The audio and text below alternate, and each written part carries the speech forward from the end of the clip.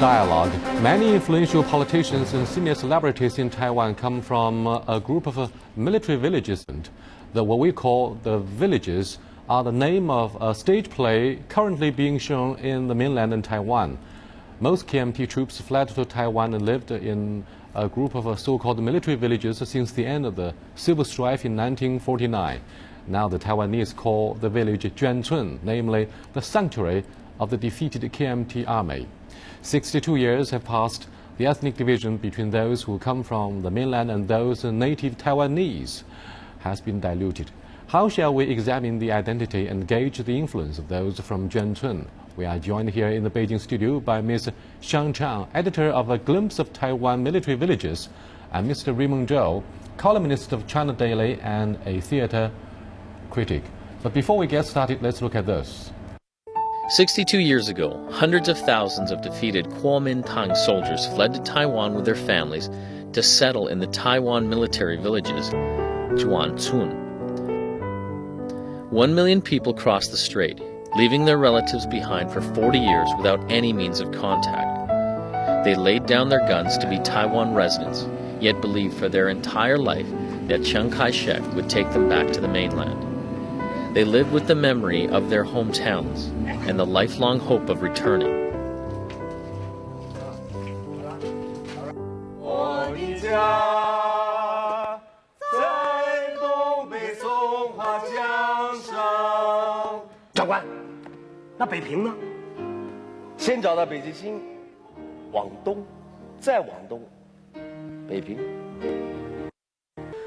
In 1987, they were allowed to return to the mainland for a visit for the first time. As time elapsed, the first generation's provisional settlement turned into the second generation's permanent home. The melting pot of this special community has nourished the young generation, and many of them grew up into elite in Taiwan. Chinese playwright and theater director Wang Weizheng is one of them. I reckon that drama is the best approach to understand a group of people. You incline to watch ballet from Russia, Romeo and Juliet from Europe, and Cats from America. You could also be attached to the culture of Taiwan military villages that record the modern history of China. The older generation is dying out. The second generation tells these stories for them. Eventually, the military villages had to be demolished as history enters a new chapter. But the lingering nostalgia will be kept in their collective memory.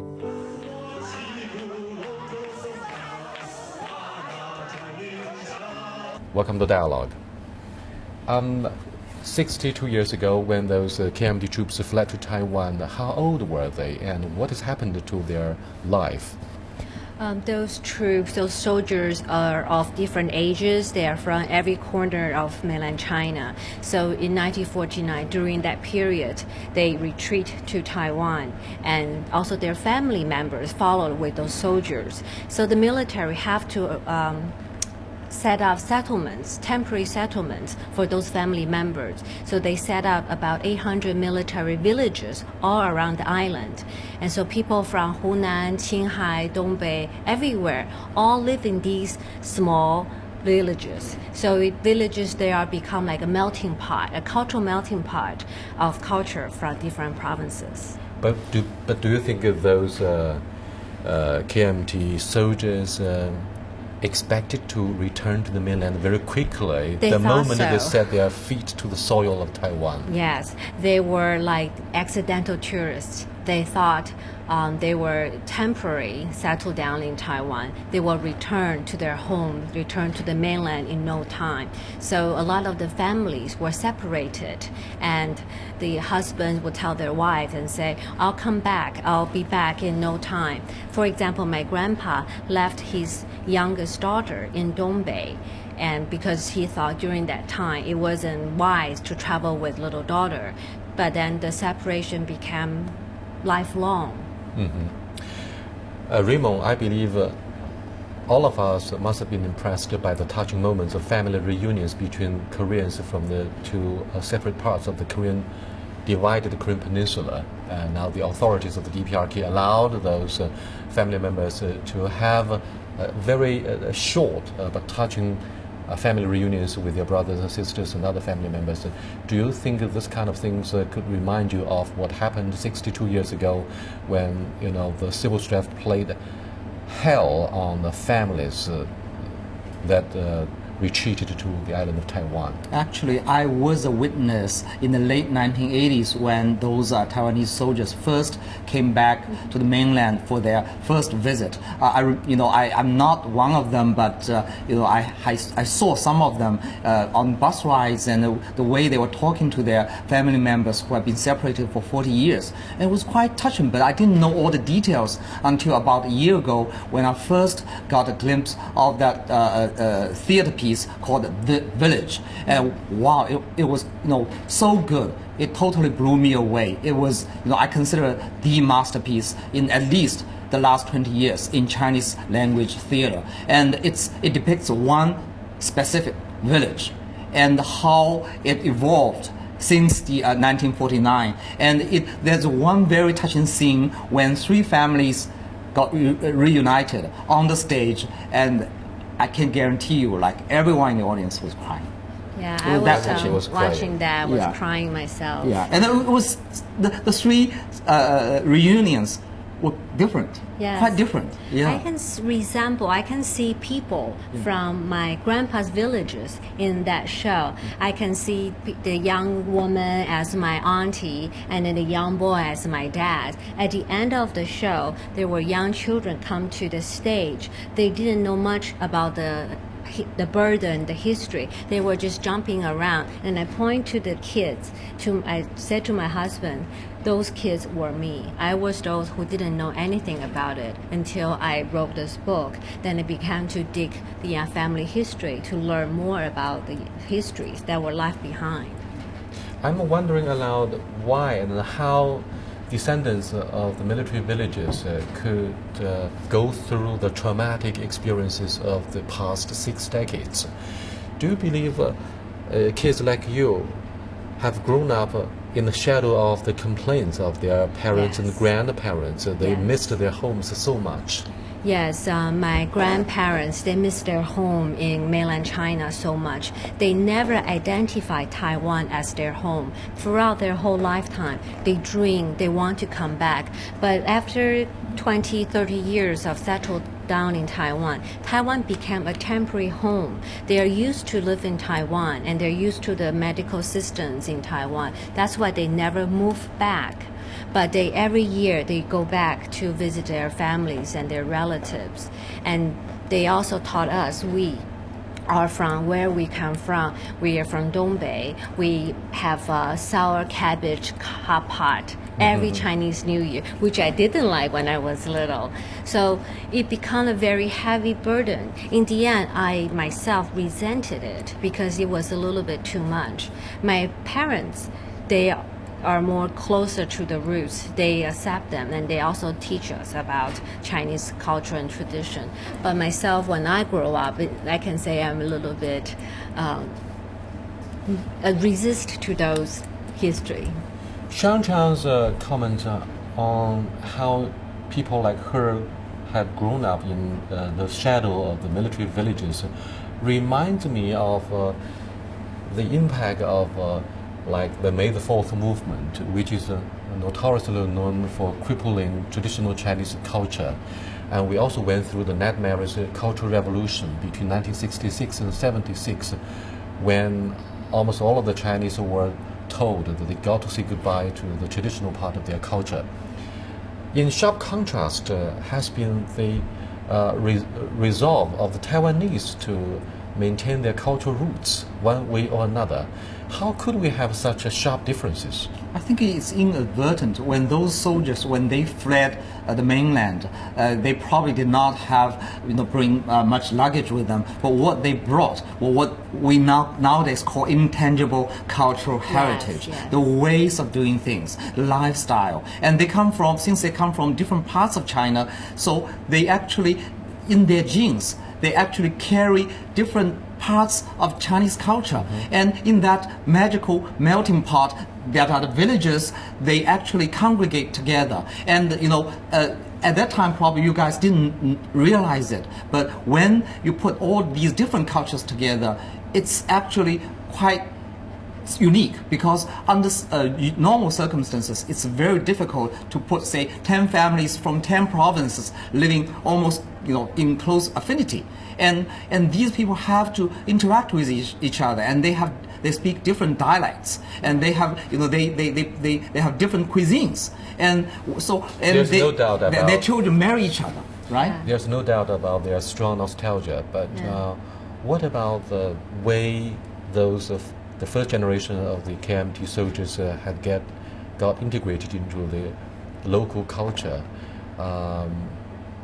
Are there any clashes between the KMT soldiers, those villages in the barracks, and the local Taiwan native speakers? Yes. I mean, the natives. Yeah, of course there are conflicts between the two sides, and also some native Taiwanese thought those people live in the villages, they have advantages. The military take care of them, because back then people were poor, and they thought those people in the village, they have better resources than the natives. I believe there is a strong background against which I raised Yes. the question as to the clashes, if any, between the first generation of those who retreated to Taiwan from the mainland and the local Yes. native Taiwanese, because Yeah.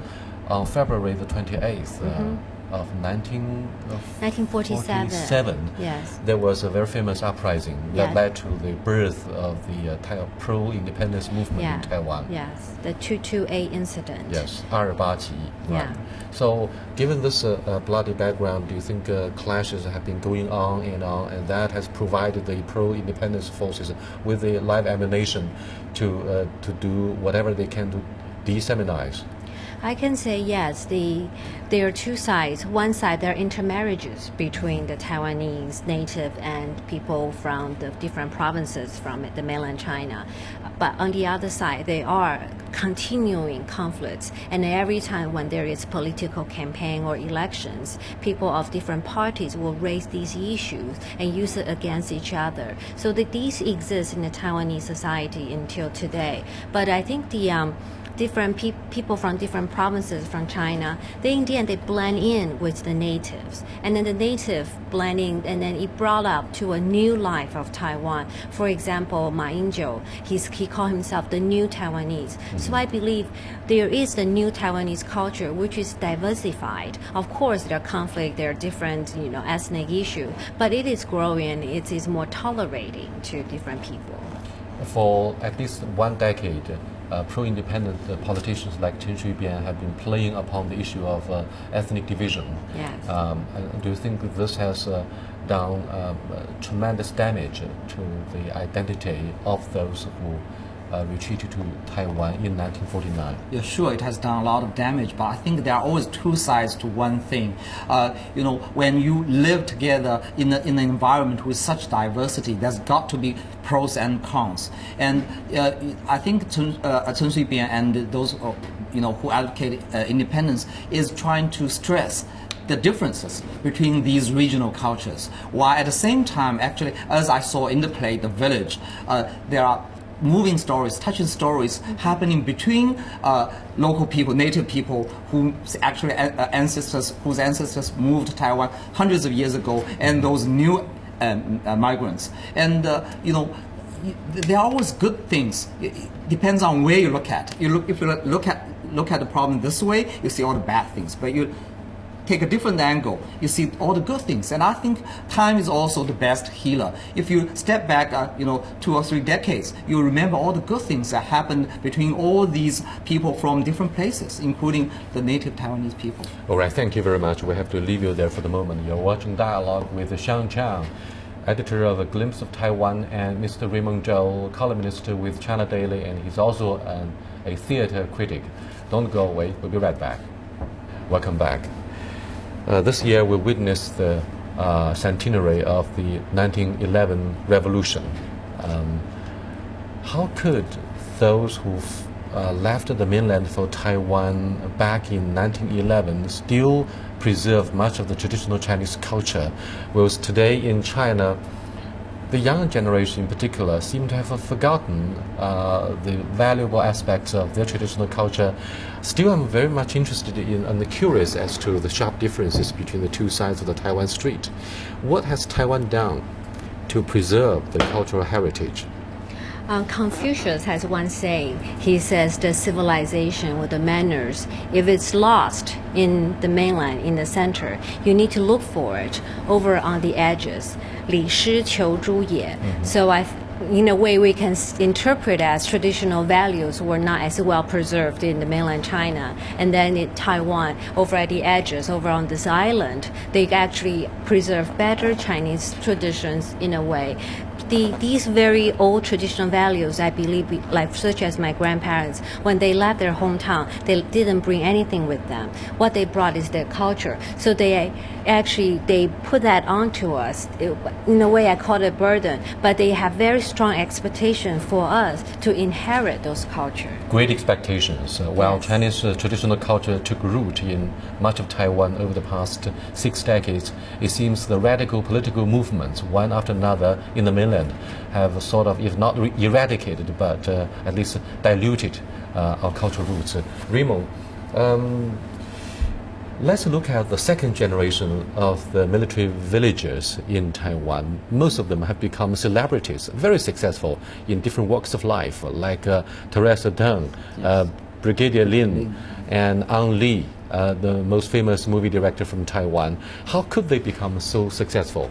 I think, the second generation, the stories, when I was watching the play, I was joking with my friends, like I said, the first generation, their tales are so touching, and the second generation, although we don't know anything about them, we feel that they're so familiar that, we're not that interested in their stories, love, running away from family pressure and stuff like that. But we have to remember that they are more rooted in the Chinese culture than we do, because to give you an analogy, it's like cleaning the sofa. Over here in the mainland, we're constantly cleaning the sofa, and only after like 3 decades, when you open it, when you tear apart the sofa, you see all those old coins, and you throw them away. At the time you thought they were rubbish, but in 3 decades you realize those are the things that we should treasure. While in Taiwan, because I guess they are so far away from the center of the Chinese culture, they cherish these things more than we did at the time. And we realized only too late that these little things are really valuable to us. And in fact, mainlanders have been very happy to see frequent exchanges between the two palace museums. In Yes. both Taipei and Beijing, they jointly held exhibitions about the traditional parts of the culture. Let's come back to examine the success of the second generation of the military villages in Taiwan. I'd like to have your take. Like you said, expectation from the Chinese parents. They have very high hope for their children. Again, for those native Taiwanese, they have lands in Taiwan. So if they don't do well in school, if they don't find a good job, they can go home and become a farmer. But in Taiwan, for the mainlanders, we don't have any lands. We came to Taiwan with nothing. So my grandparents and my parents have high hopes for me. And also, I received a PhD degree from Beijing, from Tsinghua University. My grandpa is very, very proud of that. He thought it is better than any universities in Taiwan because I went to school in Beijing. He thought this is of great honor for him. So I felt I studied that for him. And do you think army officers of those who retreated to Taiwan in the late 1940s were very well educated? So their descendants also received, first of all, very good family education, and their children were encouraged to study very hard to preserve traditional Chinese culture, and therefore most of them became very successful. Is that much of the background against which the second generation grew up very successfully? Some of it, of the 2 million people that went to Taiwan in 1949, some of them do have 2 million 2 people. million. That's an yes. astronomical It is figure. an estimated Amazing. figure, yes. So among those people, yes, some do have better background, but some are just like everybody. They are from every corner of China. The low-ranking mainland China. soldiers, I'm sure they Yeah. did not have a proper education when they were young, but yet their children, it would germ into them that education is important. It's just like Chinese immigrants to the United States. Yes, I mean, they were penniless and they didn't have any Yes. education, but their children grew up to be very well educated. Very successful. And very successful in the mainstream America. Is it a common practice to have an extended family in Taiwan, meaning 3 generations living under the same roof? No, it's not. Actually, the military mainlanders, we have neighbors but no relatives, because many people went to Taiwan by themselves with the low-ranking soldiers. They left their whole family behind. My family side are lucky that they brought many relatives with them to Taiwan, but most of the people, they have neighbors instead of relatives.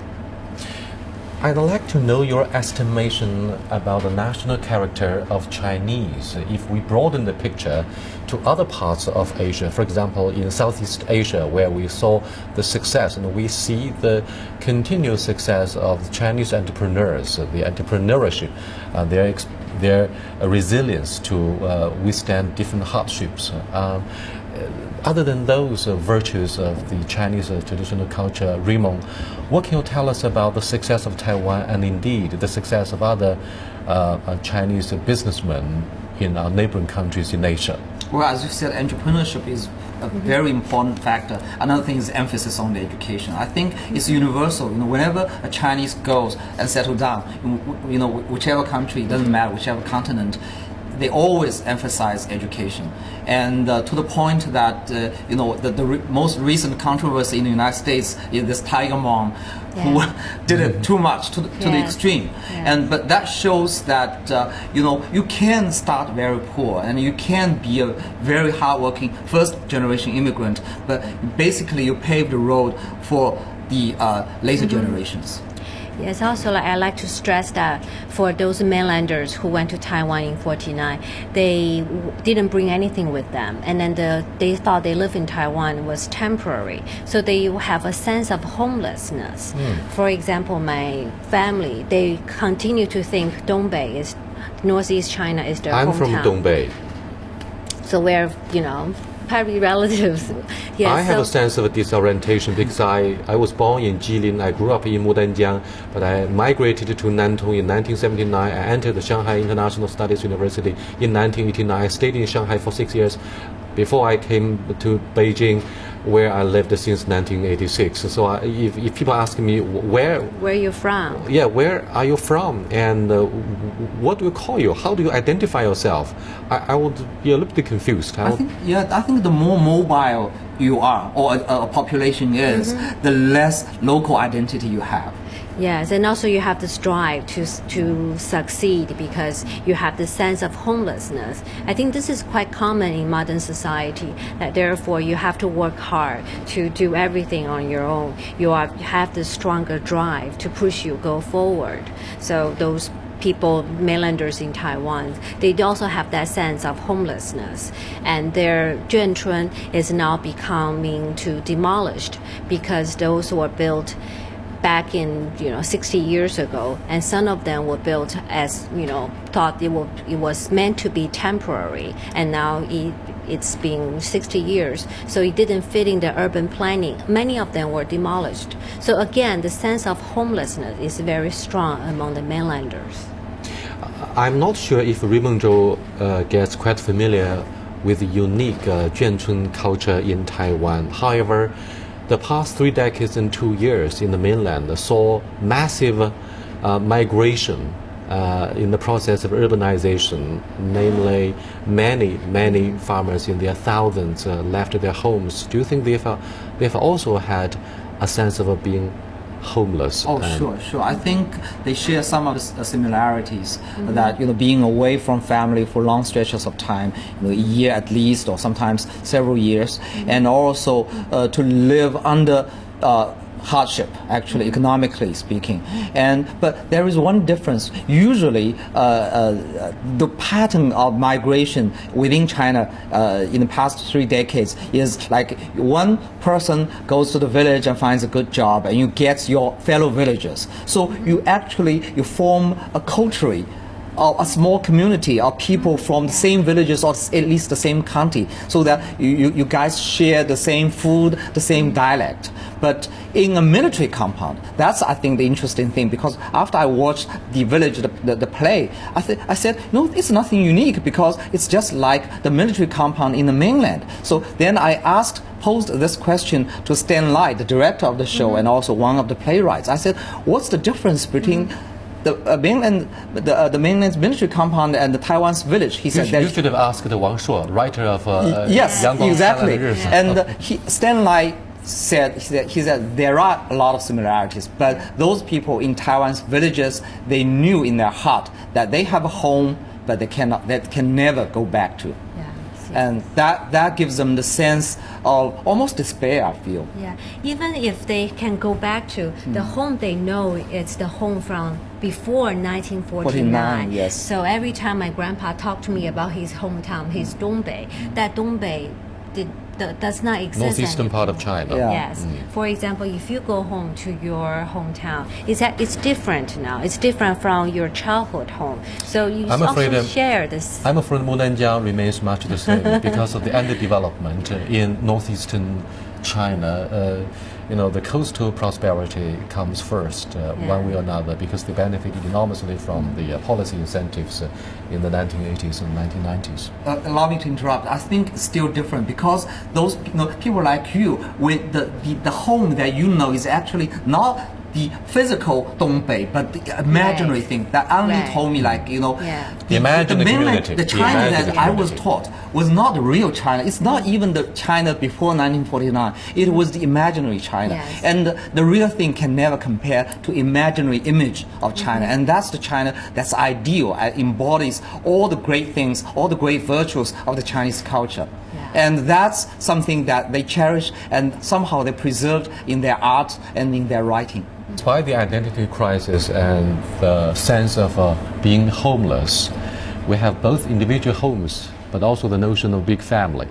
Fortunately, people, be they from Taiwan, Hong Kong, Macau, or the mainland, they share, or most of them share, the same belief that they are under the same roof of a big family. I'm Yang Wei. Until next time, goodbye.